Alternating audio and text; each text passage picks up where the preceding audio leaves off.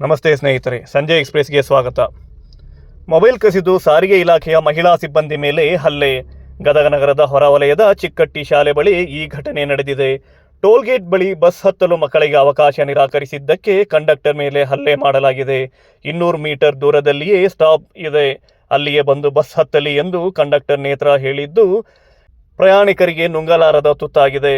Stage ಮಧ್ಯೆ ticket ನೀಡಲು ಅವಕಾಶವಿಲ್ಲ ಎಂದು ಕಂಡಕ್ಟರ್ ಹೇಳಿದರು. ಇಷ್ಟಕ್ಕೆ ಗಲಾಟೆಗೆ ಇಳಿದಿದ್ದ ಮಕ್ಕಳೊಂದಿಗೆ ಬಂದಿದ್ದ ಪೋಷಕರು ಬಸ್ ಬೆನ್ನಟ್ಟಿ ಬಂದು ಚಿಕ್ಕಟ್ಟಿ ಶಾಲೆ ಬಳಿ ಬೈಕ್ ಅಡ್ಡ ಹಾಕಿ ಕಿರಿಕ್ ಮಾಡಿದರು. ಈ ವೇಳೆ ಕಂಡಕ್ಟರ್ ಮೇಲೆ ಹಲ್ಲೆ ಸಹ ನಡೆಸಿದರು. ಗಲಾಟೆಯ ಸಂಪೂರ್ಣ ವಿಡಿಯೋ ಚಿತ್ರೀಕರಿಸುತ್ತಿದ್ದ ಚಾಲಕನ ಮೊಬೈಲ್ ಕಸಿಯಲು ಯತ್ನಿಸಿದ್ದರು.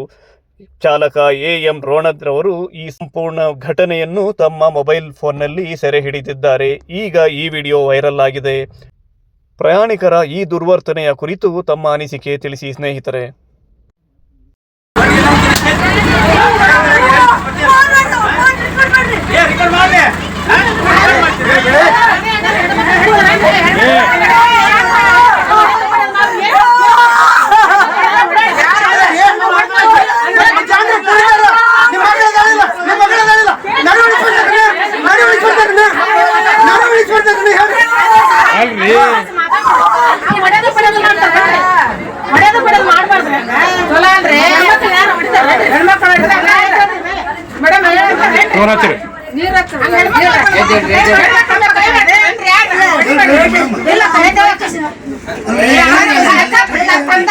ನೀವು